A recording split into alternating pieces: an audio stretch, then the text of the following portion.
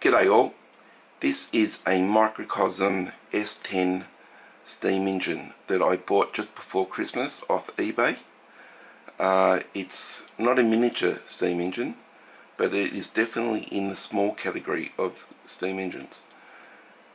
A lot of these engines that are coming out of China, or I should say all of these engines that are coming out of China, even including the petrol, gas, hit and miss engines, come on a very white, blondish coloured plinth. I don't really like the look of them, so I stripped this off, stripped that finish off, and I've stained this one and put on a marine ester pole.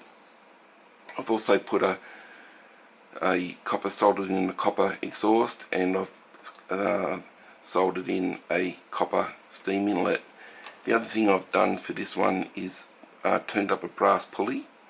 There wasn't enough room on here to put a grub screw in, so I've used a bit of Loctite retaining fluid, which is put that on very nicely, and if I ever need to I can heat that up and that will come out. I'll just lift this engine up and show you a bit closer. These have a small working governor that's running off this pulley. You can see that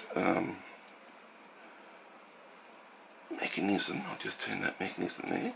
You can see that's working directly from this pulley onto there, and that will open up and regulate the steam going into there, which is, it's pretty neat on a engine this size. Just to show you the difference between this S10, which I have to admit it's pretty much a Stuart S50 knockoff, Chinese Stuart S50 knockoff, just in a much smaller size. Like if you look at the back here, it's got oil cups here and here and here and there. It's just a very nicely put together engine. I'll give you an example. I'll lift up this. This is a Stuart S50, so you can see the comparison in size. Just move this camera a little bit. That's the Stuart S50. I've done a lot of modifications to this over the years. I'll just move this S10 out of the way for a moment. This governor isn't working, it's just sitting there at the moment. It spins, but it's not actually regulating the steam. I routed out the bottom of this, and I've put the exhaust comes out here. That's a steam line underneath. The steam line goes in here, so I can connect that up to a boiler.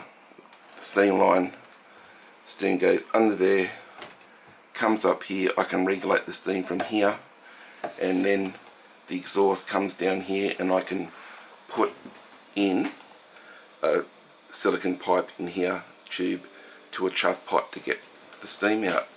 But this engine is one of the older ones. It's got the round counterbalance here, and it's the gunmetal. The steam chamber cylinder is gunmetal. But this one, now go back to the S10, it's definitely a lot smaller. You can see the size difference, but geez, it's nice. It's just beautifully well built, nice. The only complaint I suppose I could have is I don't like the hex bolts in the Allen key hex bolts, but that's something I could go out. It'd be a fair few to make. They're pretty, what, 1, 2, 3, 4, 5, 6. If there could be 30, it's a fairly big job to go out and make 30 small brass bolts out of hex, but it's possible. When it cools down in winter, this might be a job to do. But there you have it. Just a bit of a review on the Chinese made S10, which is definitely a knockoff of the Stuart S50, but a nice engine. I suppose we have to be happy about all these coming out of China.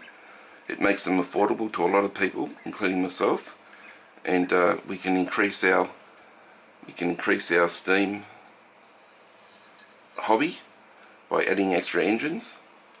But in the next video I'll have this up and steaming, and hope you guys are all well, and girls and ladies who watch as well. And as always, take care, see you soon. Bye for now.